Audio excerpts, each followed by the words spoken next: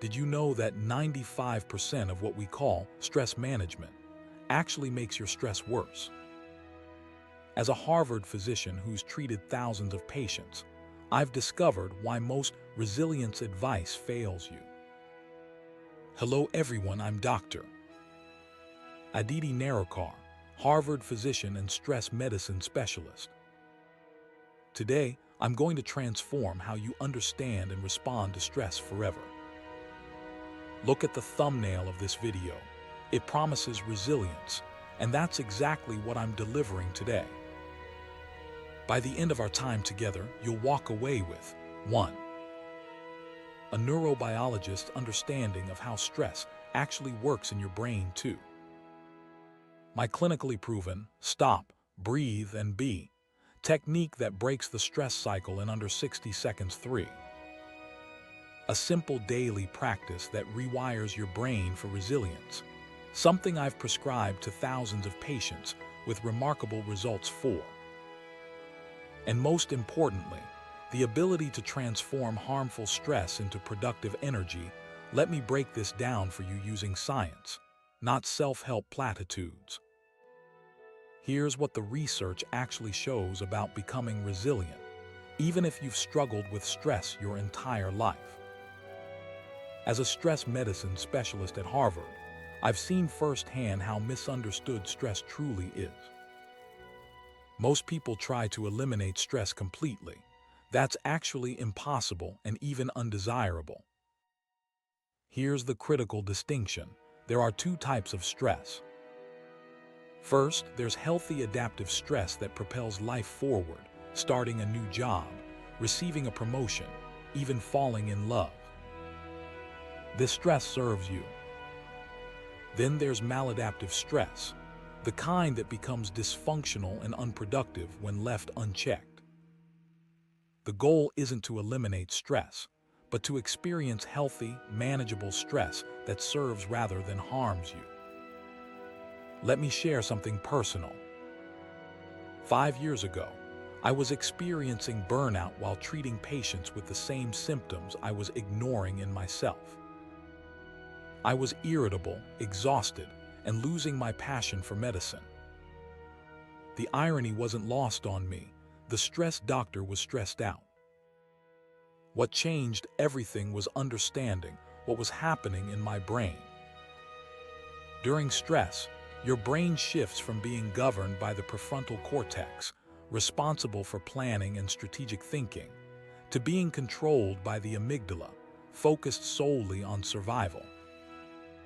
This is why stress makes it nearly impossible to think clearly or make good decisions. If you're finding this perspective helpful, please hit the like button right now. In the comments, I'd love to know, what's one stress symptom you experience that affects your decision-making? Your insights help me create more targeted content for this community.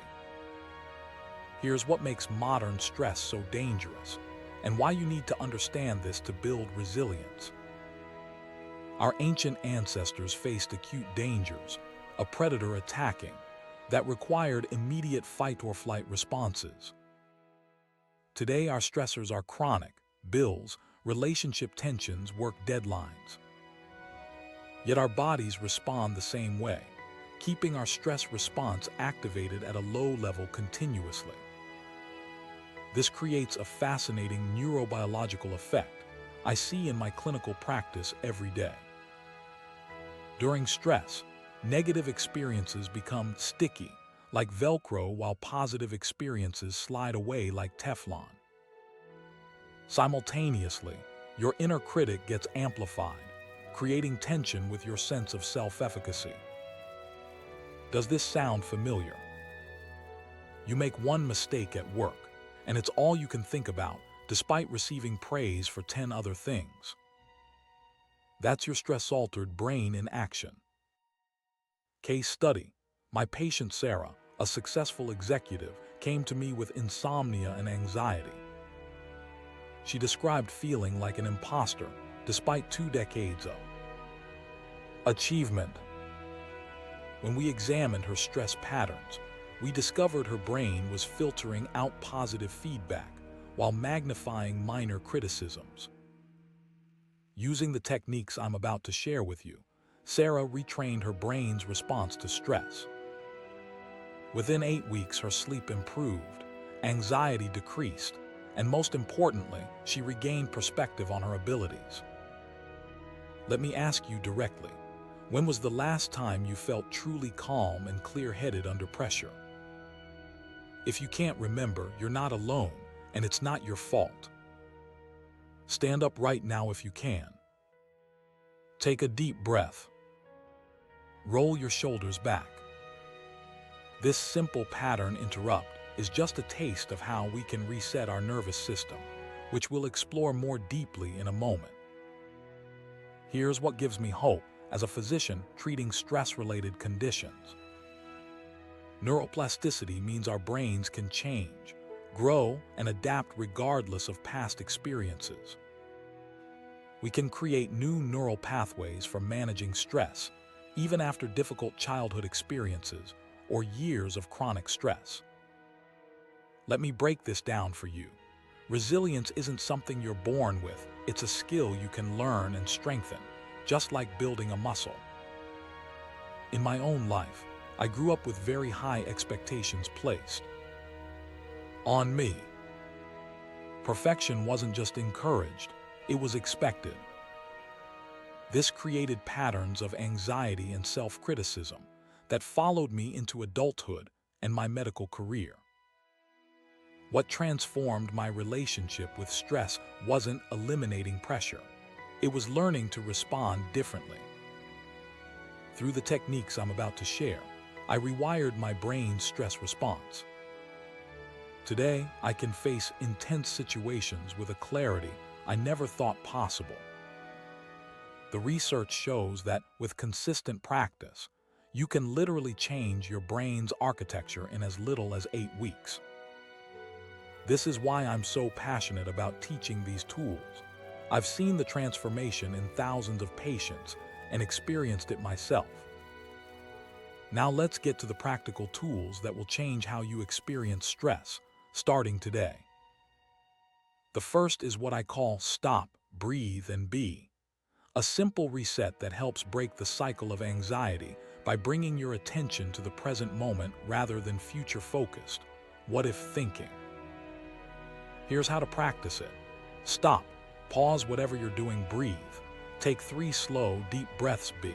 Notice 5 things you can see, 4 things you can touch, 3 things you can hear, 2 things you can smell, and 1 thing you can taste. This exercise activates your parasympathetic nervous system, your body's natural calming mechanism, and pulls you out of the amygdala's fight or flight response. The second technique is written gratitude. This isn't just positive thinking. It's cognitive reframing with demonstrable effects on stress, burnout, mood, and resilience. Each day, write down 5 specific things you're grateful for and why. For example, instead of "I'm grateful for my friend," write "I'm grateful for Sarah calling to check on me yesterday because it made me feel valued and connected." This specificity creates new neural pathways that counteract the negativity bias I mentioned earlier. Let me challenge a belief you might have right now. Many people think, "I'm just a stressed person, that's who I am." From a neurobiological perspective, this is simply untrue. Raise your hand if you've ever thought of stress as part of your identity. Now lower it and repeat after me. My stress response is trainable and I can become more resilient. Remember, managing stress is a learnable skill, not an innate ability. These practices allow you to rewire your brain and body for greater resilience. Here's what the research actually shows. Consistency matters more than duration. 5 minutes of daily practice creates more lasting change than an hour-long session once a week. Start with the stop, breathe, and be exercise whenever you feel stress rising. Then implement the written gratitude practice before bed. These two evidence-based techniques will begin rewiring your brain's stress response within days, though the full benefits develop over weeks of practice. My prescription pad takeaway for you today: 1. Recognize the difference between productive and harmful stress. 2. Practice stop, breathe, and be when you feel overwhelmed. 3. Implement daily written gratitude to rewire your negativity bias. 4. Remember that resilience is a skill you can strengthen, not a fixed trait. Your immediate next step: choose one technique I've shared today and commit to practicing it daily for the next week. Notice how your stress response begins to change, even subtly. This is neuroplasticity in action, your brain literally rewiring itself for resilience.